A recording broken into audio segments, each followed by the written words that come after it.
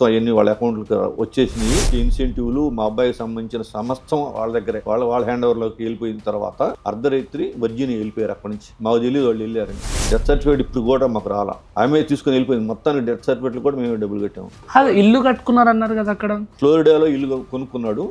ఈ అమ్మాయి ఫ్లోరిడాలో ఇల్లు అమ్మేసి ఆ డబ్బులు ఎంత వచ్చింది? మా అబ్బాయి మా తండ్రి 1.5 కోటి ఉంటాయి డాడీ అని చెప్పాడు. అది కాక మేము పెళ్లికి బంగారాలు పెట్టినా కానీ ఏదన్నా కానీ మా అబ్బాయి అమ్మాయి ఏది అడిగినా కూడా కొని పెట్టమంటానే ఉన్నాం. మా కన్న కూతురుకు పెట్టుకోలేదు. అలాంటిది ఆ అమ్మాయికి 60 లక్షల రూపాయలు బంగారం పెట్టింది కోడలికి. అరేంజ్ మ్యారేజ్ కాబట్టి మీరు తల్లిదండ్రులుగా వాళ్ళ తల్లిదండ్రులకు అడగడం కానీ ఆ అమ్మాయికి ప్రశ్నించడం కానీ చేయలేదా? ఇక్కడ ఏంటంటే నేనేది చెబితే జరగాల్సిందే. జీవితంలో మా అబ్బాయిని ఎప్పుడు కోప్పడాలి. ఆ రోజు నేను కోప్పడింది. ఎర్రబోసా ఏరుబోసా మీరు వెళ్ళింది జీవితమా ఏంటి, అసలు ఏంటి ఈ రాటం ఏంటి అని ఒక్కసారి బాగా కోప్పడి జీవితంలో ఎప్పుడు ఎరగను.